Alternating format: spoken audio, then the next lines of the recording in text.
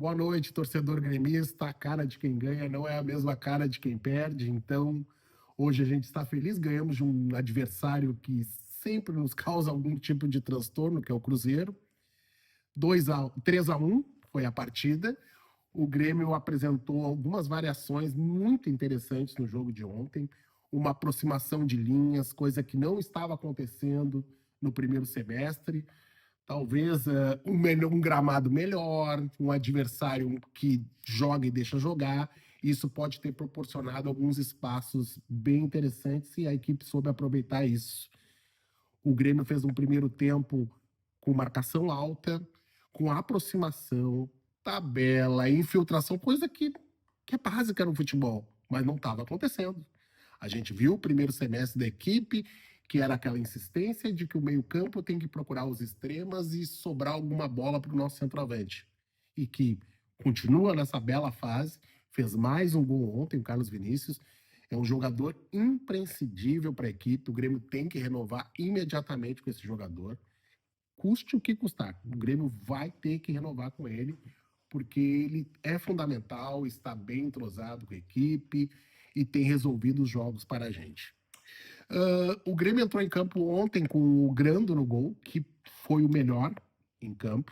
Ele pegou 2 pênaltis e, além disso, ele tem algumas defesas no decorrer da partida. No gol do Cruzeiro, o Grêmio apresentou um velho problema, que é o nosso lado direito defensivo, pois tem uma improvisação de um lateral. O Grêmio demorou para fazer a cobertura com o Nardoni e a bola sobra para o lado esquerdo deles e o Sinisterra recebe sozinho dentro da área. O que aconteceu no lance também? O Gustavo Martins foi cortar a linha do cruzamento e ele se desconectou do outro zagueiro, que era o Kahneman. Ele tinha que estar mais próximo do Kahneman para que essa bola não entrasse com tanta facilidade dentro da área. O Grêmio sofreu esse gol e parecia um roteiro dos jogos do primeiro semestre, que o Grêmio ia ceder o empate, ia começar a sofrer na partida, mas não foi isso que aconteceu. No final da primeira etapa, ainda tem o gol do Nardoni, um cruzamento perfeito do Pavão. Perfeito. O Pavão, quando passa o meio de campo, é um outro jogador. Ele tem uma grande dificuldade na marcação, porque ele nunca foi lateral na vida dele. Mas quando ele avança para o campo ofensivo, ele tem tido bom desempenho durante esta temporada. Acharam uma posição para ele, mas o Grêmio vive de improviso. E o Grêmio precisa encontrar um jogador para resolver a lateral direita.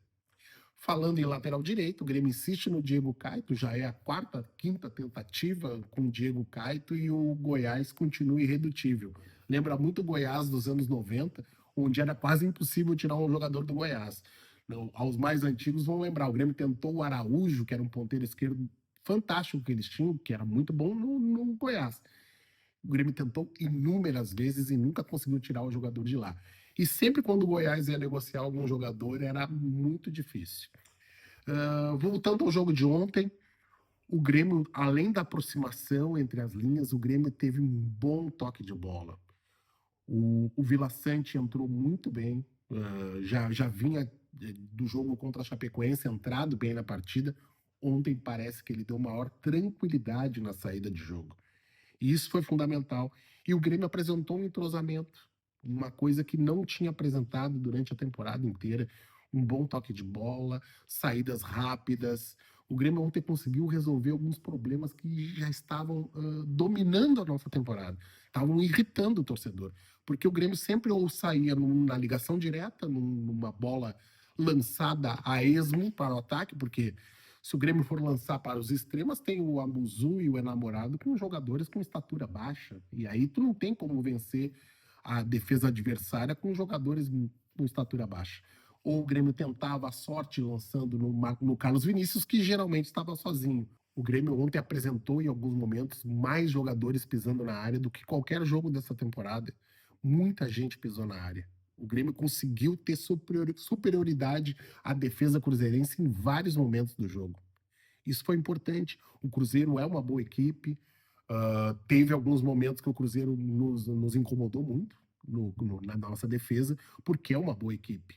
Embora ontem tenha sido um amistoso, a gente sabe que o caráter é bem diferente, o jogo toma uma outra característica. o Grêmio conseguiu ter um bom desempenho. E isso que tem que ser levantado. Outra questão que tem que ser citada nesse vídeo é a quantidade de jogadores da base que nós usamos na partida de ontem. Isso é muito importante. Isso define o futuro da equipe, o futuro do clube. E nós percebemos ontem, novamente, o Luiz Eduardo apresentando uma maturidade muito grande dentro do jogo. O Luiz Eduardo muito bem, depois entra o Jefferson, o Jefinho entra no decorrer da partida, o Pedro Gabriel também na lateral esquerda, Zorteia, o Riquelme, o Grêmio botou inúmeros jogadores. E também teve a estreia do Matheus Nascimento, que é um jogador jovem também, fez um gol de pênalti, um gol decisivo, o terceiro gol do Grêmio, e também a gente vê que teve uma maior mobilidade. O Grêmio parecia uma outra equipe do que tudo que nós vimos nessa temporada. O Grêmio tem 1 ou 2 jogos bons durante o ano, tá? Pra gente citar o Grenal do 3-0. O Grêmio teve uma boa partida. O Grêmio conseguiu resolver um jogo muito bem contra o Botafogo, na vitória dentro da Arena. Mas fora esses jogos, a gente tem pouquíssimos, tem lampejos de boas jogadas, mas a coisa estava muito desorganizada. A gente viu uma equipe que dependia muito do que o seu centroavante ia conseguir vencer no jogo individual, pois ele estava sozinho. Ontem não. Ontem teve um jogo associativo, toque de bola, avanço de lateral, o meio-campo jogando. A bola teve um maior refino. Tanto que na primeira etapa, o Grêmio teve a mesma posse de bola praticamente que o Cruzeiro. Foi 51% a 49%. O Grêmio conseguiu ter um jogo onde pudesse o torcedor ter um pouco mais de esperança do que está por vir agora no segundo semestre.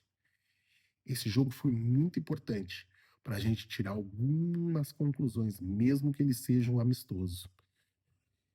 Outro detalhe que tem que ser ressaltado, e é aí vamos contra a diretoria do Grêmio nesse comentário.